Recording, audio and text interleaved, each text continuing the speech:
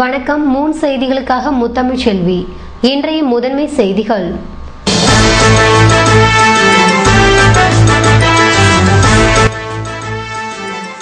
காங்கிரஸ் கட்சியின் அவசர செயற்குழு கூட்டம். எம்எல்ஏக்கள், நிர்வாகிகள் என்ஆர் காங்கிரசுக்கு தாவுவதை தடுக்கும் நடவடிக்கை குறித்து ஆலோசனை.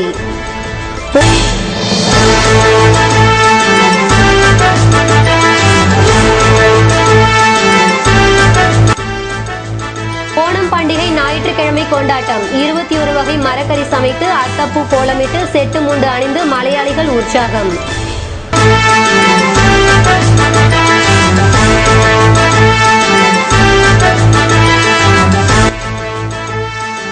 முதல்வர் தலைமையில் அமைச்சரவை கூட்டம். பட்ஜெட் தாக்கல் செய்வது குறித்து அமைச்சர்கள், செயலர்கள், அதிகாரிகளுடன் ஆலோசனை.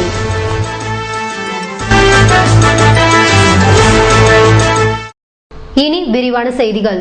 புதுவை காங்கிரஸ் கட்சியின் அவசர செயற்குழு கூட்டத்தில் மல்லாடி கிருஷ்ணராவ் கட்சி மாறும் திட்டம் குறித்து விவாதிக்கப்பட்டது. காங்கிரஸ் கட்சியின் அவசர செயற்குழு கூட்டம் கட்சி அலுவலகத்தில் இன்று காலை நடைபெற்றது.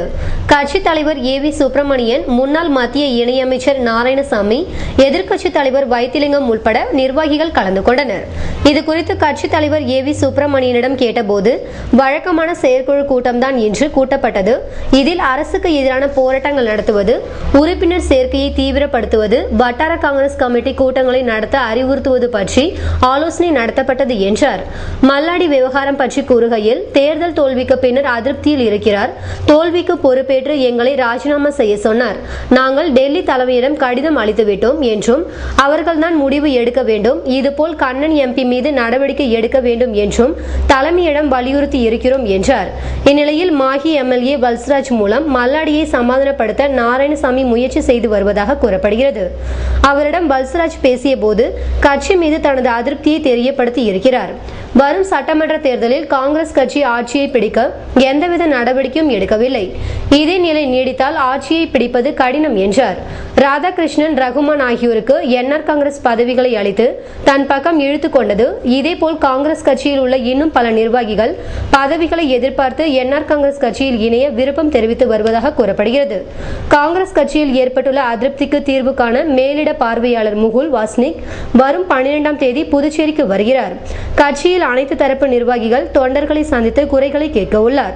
இதன் மூலம் அதிருப்தியில் உள்ளவர்களை சமாதானப்படுத்த நடவடிக்கை எடுக்கப்பட்டு வருகிறது. புதுவையில் மலையாள மொழி பேசும் மக்கள் ஓணம் பண்டிகையை உற்சாகத்துடன் கொண்டாடி மகிழ்ந்து தங்கள் வாழ்த்துக்களை நண்பர்கள், உறவினர்களுடன் பகிர்ந்து கொண்டனர். ஓணம் ஆசம்சைகள் என்ற ஓணம் வாழ்த்து செய்திகளை புதுவையில் வாழும் மலையாள மொழி பேசும் மக்களிடையே ஞாயிற்றுக்கிழமையன்று கேட்க முடிந்தது.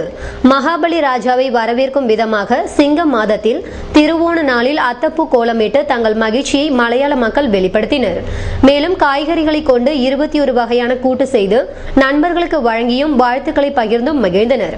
ஓணம் பண்டிகையை முன்னிட்டு சிறுமியர் முதல் வயதான மூதாட்டிகள் வரை கேரளத்தின் பாரம்பரியமான உடையான செட்டு முண்டு அணிந்ததுடன் புது ஊஞ்சலில் தங்கள் குடும்பத்தினருடன் ஆடிப்பாடி மகிழ்ந்தனர். கேரளாவை சிறப்புடன் ஆட்சி செய்த மகாபலி ராஜா கிருஷ்ணரிடம் சிங்கம் மாதத்தில் திருவோண நாளில் மக்களை பார்க்கும் வரத்தினை கேட்டு பெற்றதின் அடிப்படையிலேயே மகாபலி ராஜாவை வரவேற்கும் விதமாக மலையாள மக்கள் தங்கள் வீடுகளில் அத்தப்பூ கோலமிடுகின்றனர் என்பது குறிப்பிடத்தக்கது. அனைத்திற்கும் ஓண வாழ்த்துக்கள் நாங்கள் தெரிவிக்கிறோம். சந்தோஷத்தோடு கூடி நாம் இந்த ஓணம் கொண்டாடுறோம். மகாபலி ராஜாவோட நினைவுக்காக நாம் அத்தப்பூக்கள் எல்லாம் போட்டு குடும்பத்தோட சந்தோஷத்தோட பாண்டிச்சேரியில் ஓணம் கொண்டாடுறோம். நம்ம அனைத்திற்கும் ஓணம் வாழ்த்துக்கள். முதல்வர் ரங்கசாமி தலைமையில் நடைபெற்ற அமைச்சரவை கூட்டத்தில் கவர்னர் உரை மற்றும் பட்ஜெட்டுக்கு ஒப்புதல் அளிக்கப்பட்டது. புதுவை சட்டசபை பட்ஜெட் கூட்டத்தொடர் நாளை தொடங்குகிறது. இதில் கவர்னர் ஏ.கே. சிங் உரையாற்றுகிறார். இதைத் தொடர்ந்து 2014-15ஆம் ஆண்டுக்கான பட்ஜெட்டை முதல்வர் ரங்கசாமி வருகிற 11ஆம் தேதி தாக்கல் செய்கிறார். இதையொட்டி கவர்னர் உரை மற்றும் பட்ஜெட் தயாரிப்பு பணிகள் முடிவடைந்து ஜனாதிபதி ஒப்புதலுக்கு பெறப்பட்டுள்ளது.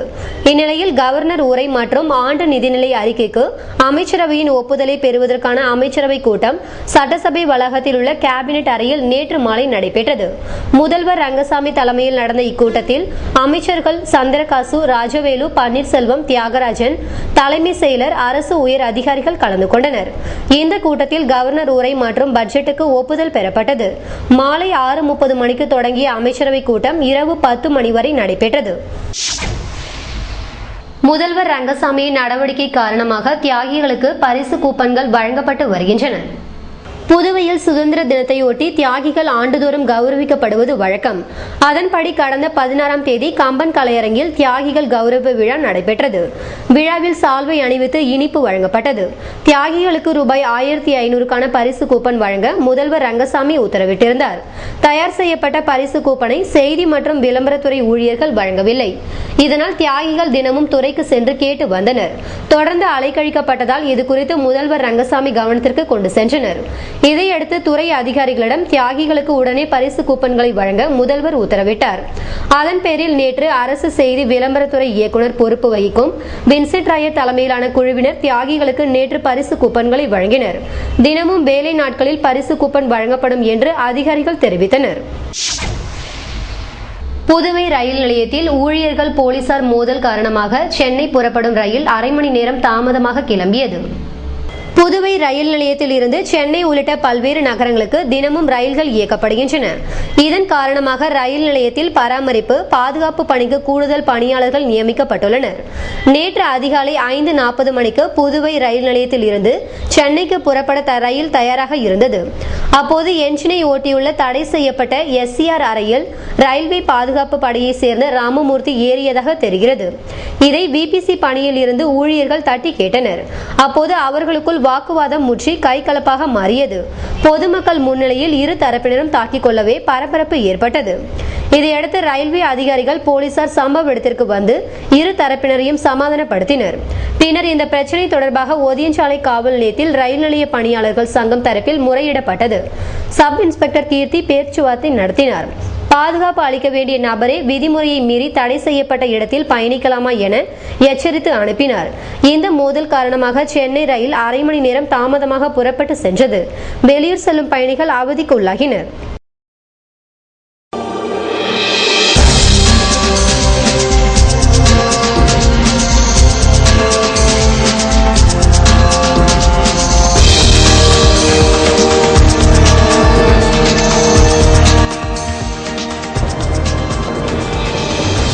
மருத்துவமனையில் தொடர் கருத்தரங்கு, காயங்களை ஆற்றுவதற்கான வழிமுறைகள் குறித்து டாக்டர் ரகுவீர் விளக்கம்.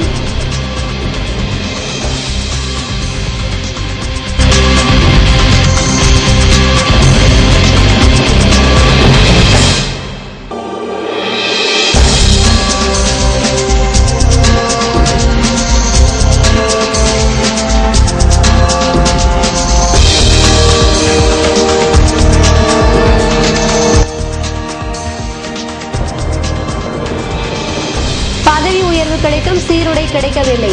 கடையில் அதிக விலை கொடுத்து வாங்குவதாக மூத்த காவலர்கள் வேதனை. விவரம் விளம்பர இடைவெளிக்கு பிறகு.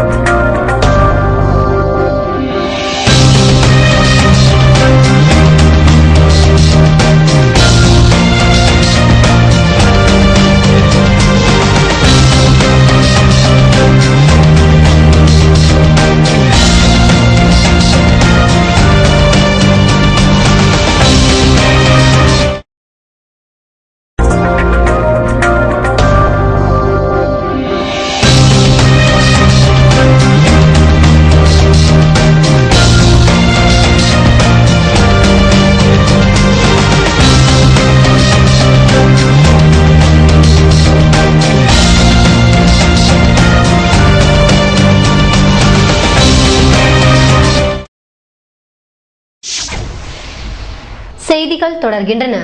ஆதிபராசக்தி ஆன்மீக தொண்டு இயக்கம் சார்பில் நடைபெற்ற முப்பெரும் விழாவில் பலர் கலந்து கொண்டனர்.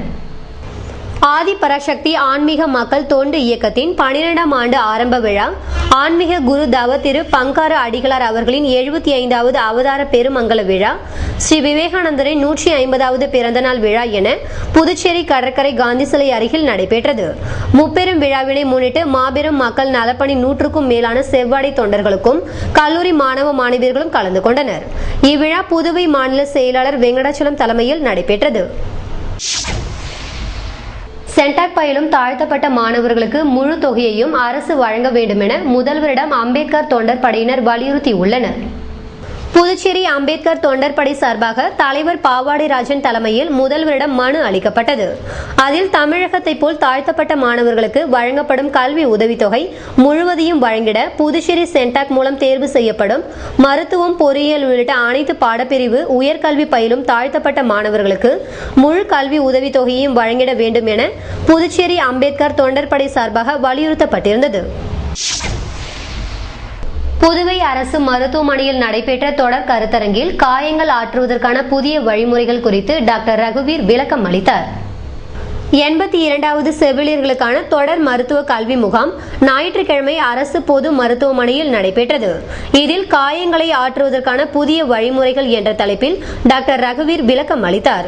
அப்போது பேசிய அவர், உடலின் காயங்கள் பல்வேறு காரணங்களால் ஏற்படுகின்றன. அடிபடுவதனால், சீழ்பிடிப்பதனால் மற்றும் அறுவை சிகிச்சையினால், வேதிப்பொருட்களினால், தீயினால், அணுக்கதிர் வீச்சினால் மற்றும் பூச்சி மற்றும் விஷ ஜந்துக்கள் கடிப்பதால் பலவிதமான காயங்கள் ஏற்படுகின்றன என்றும், இவ்வகை காயங்கள் சில சமயங்களில் மேலோட்டமாகவும் பல சமயங்களில் ஆழமானதாகவும் உயிருக்கு ஆபத்தானவைகளாகவும் காணப்படுகின்றது என்றார். இந்த காயங்களின் தன்மையை பொறுத்து இவற்றை ஆற்றுவதற்கான வழிமுறைகளும் மாறுபடுகின்றன என்ற அவர், சுத்தமான மேலோட்டமான காயங்களை உடனே அறுவை சிகிச்சை செய்து தையல் போடலாம். அசுத்தமான ஆழமான காயங்களை முதலில் சுத்தம் செய்து பின் தையல் போட வேண்டி வரலாம் என்றும், சீழ்பிடித்த, தோல் நசிந்து அகன்று போன்ற காயங்கள் சுத்தம் செய்யப்பட்டு பல்வேறு நவீன முறைகளால் தயார் செய்யப்படுகிறது. காயம் கட்டுப்போடுவதற்கான நவீன மருந்துகள் மற்றும் அதிக அழுத்த ஆக்சிஜன் செலுத்துதல் மற்றும் உறிஞ்சுதல் மூலம் காயங்களை தயார் செய்தல் முதலிய நவீன முறைகள் மூலம் காயங்கள் தயார் செய்யப்பட்டு அவை ஒட்டுறப்பு அறுவை சிகிச்சை மூலம் சரி செய்யப்படுகின்றன என்று விளக்கி எடுத்துரைத்தார். இது சம்பந்தமாக செவிலியர் எழுப்பிய சந்தேகங்களுக்கு விளக்கம் அளித்தார். இந்நிகழ்ச்சிக்கு பயிற்சியின் இயக்குநர் டாக்டர் ரங்கநாத் தலைமை தாங்க செவிலியர் கண்காணிப்பாளர் பாரதி வரவேற்று பேசினார். இத்தொடர்கல்வி முகாமில் அரசு பொது மருத்துவமனையின் செவிலியர் கண்காணிப்பாளர்கள், தலைமை செவிலியர்கள், செவிலியர்கள் மற்றும் கிருமாம்பாக்கம் விநாயகா மிஷன் செவிலியர் கல்லூரி மாணவ மாணவியரும் கலந்து கொண்டனர். பதவி உயர்வு கிடைத்தும் சீருடைகள் கடையில் வாங்கும் அவலம் நீடிப்பதால் போலீசார் அதிருப்தி அடைந்துள்ளனர். புதுவை காவல்துறையில் பணியாற்றிய காவலர்களுக்கு ஏட்டாக பதவி உயர்வும், ஏட்டுக்களுக்கு உதவி சப் இன்ஸ்பெக்டர், உதவி சப் இன்ஸ்பெக்டருக்கு சப் இன்ஸ்பெக்டராக பதவி உயர்வும் என மொத்தம் 927 பேருக்கு பதவி உயர்வு வழங்க முதல்வர் ரங்கசாமி அதற்கான ஆணையை வழங்கினார். பதவி உயர்வு கிடைத்த போலீசாருக்கு காவல் தலைமையகம் சீருடை வழங்க ஏற்பாடு செய்யவில்லை. காவலர் நிலையிலிருந்து ஏட்டாக பதவி உயர்வு பெற்றவர்கள் 3 கோடு உள்ள பட்டையை அணிந்தால் போதும். ஆனால் உதவி சப் இன்ஸ்பெக்டர் பதவி உயர்வு பெற்றவர்கள் தொப்பி, பெல்ட், ஷூ, நட்சத்திரம் ஆகியவை அனைத்தும் புதியதாக அணிய வேண்டும். நீண்ட நாட்களாக பதவி உயர்வுக்காக காத்திருந்த இவர்களுக்கு பதவி உயர்வு கிடைத்தும் வழங்க வேண்டிய சீருடையை காவல் தலைமையகம் முன்கூட்டியே தயார் செய்து வைக்கவில்லை. ஒவ்வொரு போலீசாருக்கும் ஆண்டுக்கு 2 முறை சீருடை கட்டாயம் வழங்க வேண்டும். அதனை கூட காவல் தலைமையகம் முறையாக வழங்கவில்லை. இதனால் தனியார் நடத்தும் ஸ்டோரில் சீருடை, தொப்பி, பெல்ட், நட்சத்திரம் ஆகியவற்றை வாங்கி அணிந்து கொள்ளும் அவலம் ஏற்பட்டுள்ளது. இதற்காக அவர்கள் ரூபாய் 2500 வரை செலவு செய்கின்றனர். மணக்குள விநாயகர் கல்லூரியில் நடைபெற்ற பட்டமளிப்பு விழாவில் மாணவ மாணவியர்களுக்கு பல்கலைக்கழக மானிய ஆணைக்குழு துணைத் தலைவர் தேவராஜ் பட்டங்கள் வழங்கினார். புதுவை மதகடிப்பட்டு ஸ்ரீ மணக்குள விநாயகர் பொறியியல் கல்லூரியில் 10வது பட்டமளிப்பு விழா நேற்று நடைபெற்றது. ஸ்ரீ மணக்குள விநாயகர் கல்வி அறக்கட்டளை தலைவர் மற்றும் மேலாண் இயக்குநர் தனசேகரன் தலைமை தாங்கினார். துணைத் தலைவர் சுகுமாரன் முன்னிலை வகிக்க கல்லூரி இயக்குநரும் முதல்வருமான வெங்கடாஜலபதி வரவேற்றார். சிறப்பு விருந்தினராக புதுடெல்லி பல்கலைக்கழக மானிய ஆணைக்குழு துணைத் தலைவர் தேவராஜ் கலந்து கொண்டு 593 மாணவ மாணவிகளுக்கு பட்டம் வழங்கி பேசினார். இவ்விழாவில் 2012 கல்வியாண்டில் 9 மாணவ மாணவிகள் தங்கப்பதக்கம் பெற்றனர். மேலும் பல்கலைக்கழக தரவரிசை பட்டியலில் முதல் 10 இடங்களை கைப்பற்றிய 52 பேருக்கு 26 பவுன் தங்க சங்கிலியும் ரூபாய் 1.60 லட்சமும் பரிசாக வழங்கப்பட்டது. விழாவில் ஸ்ரீ மணக்குள விநாயகர் மருத்துவக் கல்லூரி மருத்துவமனை இயக்குனர் ராஜகோவிந்தன், டீன் அமரநாதன், மயிலம் பொறியியல் கல்லூரி முதல்வர் Senthil, Manakula Vinayagar institute of technology முதல்வர் மலர்கன் மற்றும் மாணவ மாணவிகள் கலந்து கொண்டனர்.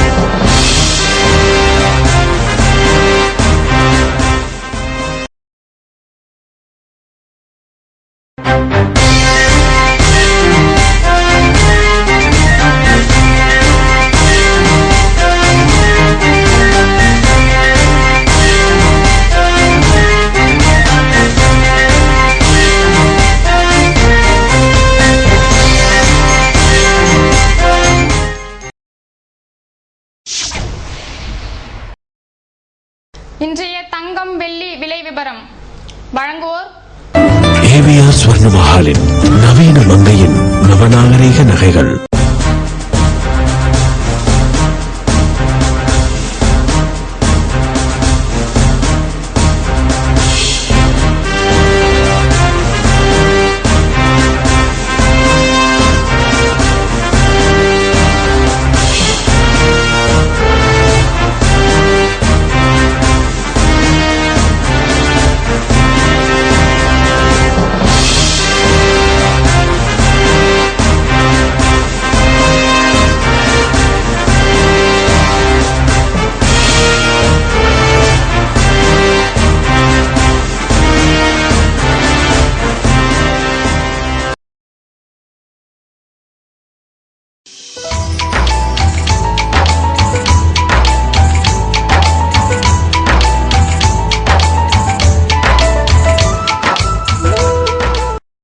புதுவையில் இன்றைய வெப்பநிலை அதிகபட்சமாக 30 டிகிரி செல்சியஸாக பதிவானது. நாளைய வானிலை 31 டிகிரி செல்சியஸாக காணப்படுவதுடன் வானம் மேகமூட்டத்துடன் தென்படும் என வானிலை மையம் தெரிவித்துள்ளது. புதுவை கடற்கரையில் இருந்து சுமார் 50 கிலோமீட்டர் தூரம் வரை இன்று 3 அடியாக காணப்பட்ட கடல் அலை உயரம் நாளை 2 அடியாக காணப்படும் என்றும், தென்மேற்கு திசையிலிருந்து 21 கிலோமீட்டர் வேகத்தில் காற்று வீசும் என்று சென்னை வானிலை மையம் தெரிவித்துள்ளது.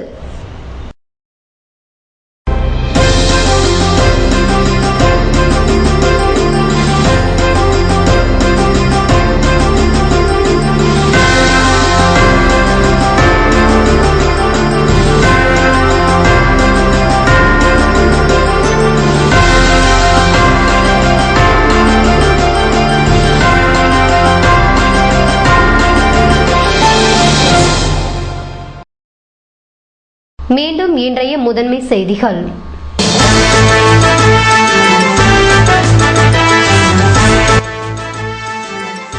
காங்கிரஸ் கட்சியின் அவசர செயற்குழு கூட்டம். எம்எல்ஏக்கள் நிர்வாகிகள் என்ஆர் காங்கிரசுக்கு தாவுவதை தடுக்கும் நடவடிக்கை குறித்து ஆலோசனை.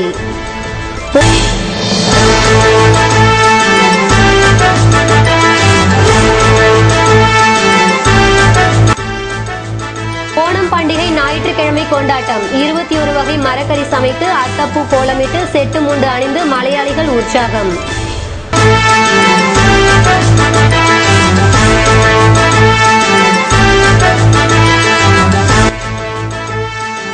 முதல்வர் தலைமையில் அமைச்சரவை கூட்டம். பட்ஜெட் தாக்கல் செய்வது குறித்து அமைச்சர்கள், செயலர்கள், அதிகாரிகளுடன் ஆலோசனை.